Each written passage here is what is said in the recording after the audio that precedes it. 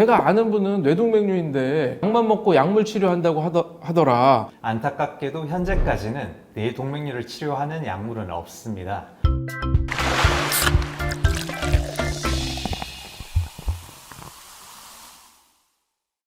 안녕하세요. 강북삼성병원 신경외과에서 뇌혈관 질환의 치료를 담당하고 있는 정연구 교수입니다. 안녕하십니까. 강북삼성병원에서 뇌혈관 치료, 수술 및 시술을 담당하고 있는 김민우 교수입니다. 또 환자분들이 굉장히 많이 여쭤보는 질문 중에 하나인데요.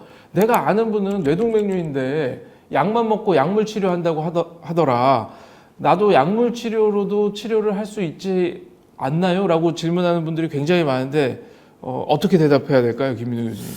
네, 많은 분들이 약물로서 이거를 치료할 수 있는 방법이 없냐, 수술이나 시술을 안 하고 이거를 낫게 할 수 있는 방법이 없냐 이렇게 말씀을 주시는데, 안타깝게도 현재까지는 뇌동맥류를 치료하는 약물은 없습니다.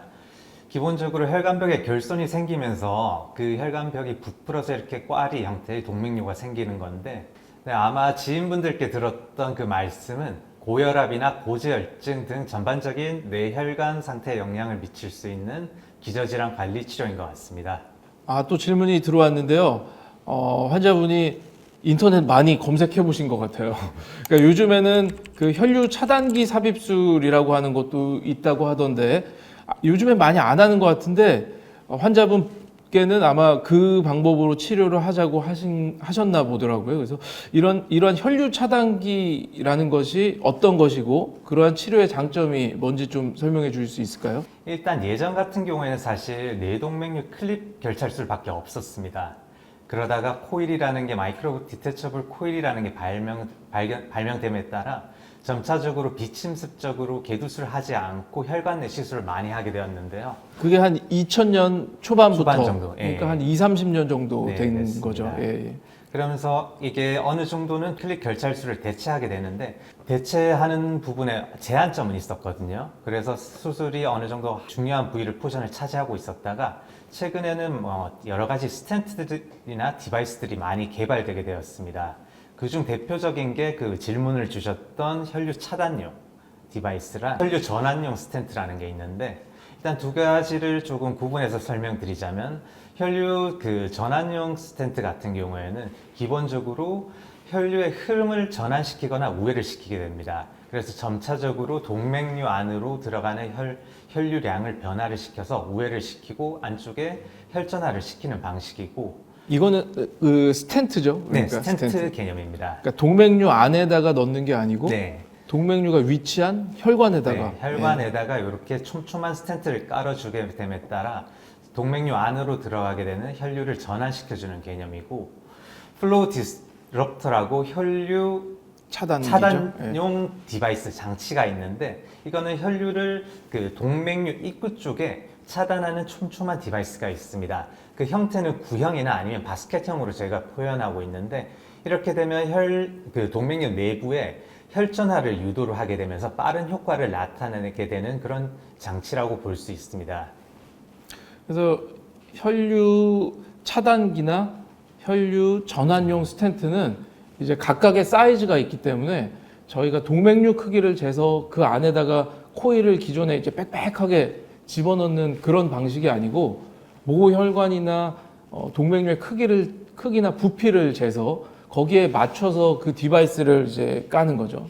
그래서 그런 식으로 치료를 접근하는 거라서 최근에 이거는 뭐 한 10년 이내 정도부터 해서 요즘 이제 활발하게 사용이 되고 있는 치료 방법이라고 생각하시면 될 것 같습니다. 그리고 뭐 여러 가지 장점이나 이런 것들이 있는데, 뭐 큰 사이즈 동맥류 같은 경우에는 저희가 뭐 코일을 채워 넣을 때 스텐트를 써서 빽빽하게 채워 넣고 이걸 어느 정도 채워야 될지 저희들 시술자들 입장에서 많은 고민이 있는데, 혈류 전환용 스텐트 같은 경우에는 대부분의 경우에는 뭐 추가로 코일을 집어 넣을 필요 없이 스텐트 하나만으로도 조금 더 재발률이나 이런 것들 낮게 완성된 치료율을 효과율을 높일 수 있습니다.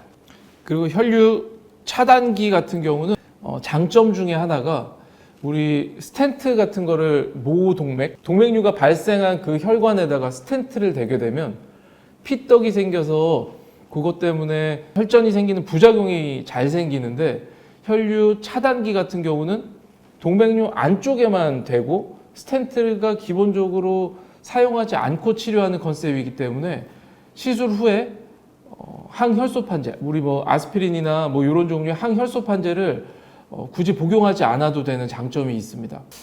네, 그리고 또 많은 분들이 질문을 해주셨는데요.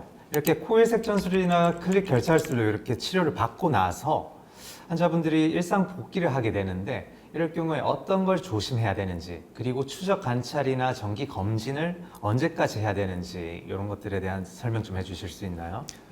저도 이제 환자분들께 치료가 잘 되고 나면 치료가 잘 됐습니다 설명을 드리는데, 어떤 선생님들을 보면은 완치되었습니다 라고 이렇게 설명을 드리긴 하더라고요. 동맥류가 일단 잘 치료되고 나면은 파열률이 거의 제로에 가깝게 떨어지기 때문에 어떻게 보면 완치라는 표현이 어울릴 수도 있겠지만, 사실 저는 완치라고 말씀드리지 않는 이유 중에 하나는 뭐냐면 어느 정도 낮은 위험이라도 재발할 수 있습니다. 특히 여러 개 동맥류가 있는 분들, 그다음에 젊은 나이에 파열되었거나 이런 분들은 조금 더 심한데, 수십 년이 지나고 나면 다른 위치에도 또 동맥류가 생기는 경우가 있거든요.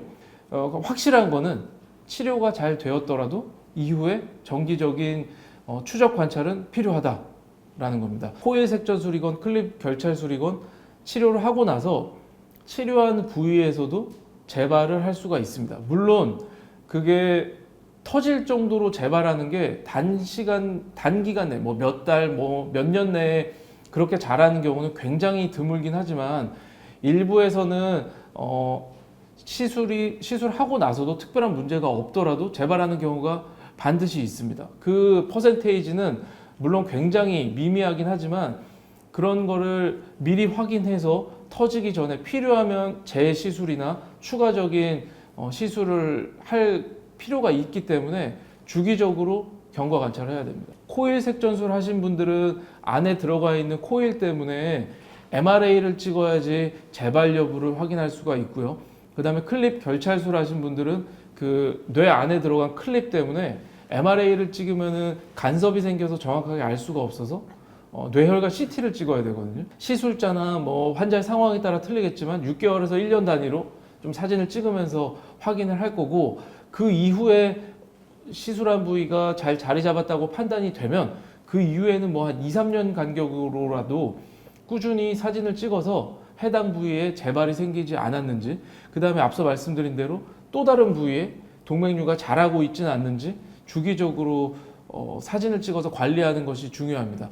간혹 가다가 이제 연세 드신 분들 보면은 예전에는 치료한 지 몇십 년이 지났고 본인은 증상이 없고 맨날 병원 가면은 괜찮습니다 얘기만 들으니까 나 안 가도 되겠구나 하고 스스로 그냥 병원을 안 가시는 경우가 되게 많은데, 그런 분들이 다른 이유로 병원을 찾아서 머리 사진을 찍었더니 치료했던 부분이 재발돼서 의뢰가 돼서 재치료하는 경우가 간혹 있거든요. 그래서 그런 점을 명심하시고, 특별히 증상이 없더라도, 그리고 치료가 잘 되었더라도 그 주기는 좀 띄엄띄엄 하더라도 반드시 치료했던 분이랑 주기적으로 관리를 하는 것이 중요하다고 생각이 됩니다.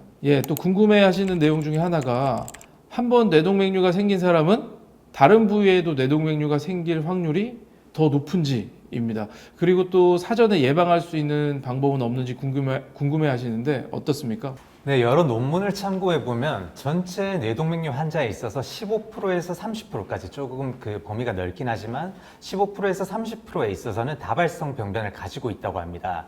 전반적으로 동맥류라는 것 자체가 혈관의 구조적인 이상, 그 혈류 역동학적 측면, 그리고 스트레스, 그리고 환자의 기저질환, 여러 가지 원인들이 복합적으로 작용해서 생기는 것이므로, 일단은 기저질환 관리, 그리고 체계적인 추적 관찰, 아까도 말씀드렸듯이 한 병변 치료하고 나서 규칙적으로 이렇게 추적 관찰 팔로우를 하시다가 로스가 되고 안 오고 하시는 분들이 있는데, 이런 분들은 조금 이런 다발성 병변에 대한 경각심을 가지고, 사이즈가 작은 병변이라도 시간이 지나게 됨에 따라 혈류 역동학적으로 아니면은 혈관부 결손, 여러 가지 이유로 이렇게 커질 수도 있고, 커지게 되면 치료가 필요해질 수도 있기 때문에 이런 것들은 규칙적으로 정기적으로 추적 관찰을 통해서 치료하는 방법, 관리하는 방법밖에 없다고 생각합니다. 네, 마지막으로 당부의 말씀 드리겠습니다. 저는 뇌동맥류 치료에 있어서 가장 중요한 거는 정확한 진단, 그리고 상태를 평가하고 그의 바탕으로 그의 가장 적절한 치료를 하는 것이 가장 중요하다고 생각합니다. 그러기 위해서는 일단 병에 대한 평가도 중요하지만 저희 의료진과의 관계도 매우 중요하기 때문에 저희를 믿고 잘 따라오시면 저희가 잘 관리해 드리도록 하겠습니다. 그리고 저도 한 가지 말씀을 드리고 싶은데 처음에 비파열 동맥류로 진단받게 되면 굉장히 불안하고 걱정을 많이 하시고 또 뇌병변이다 보니까 여기저기 많이 돌아다니시거든요.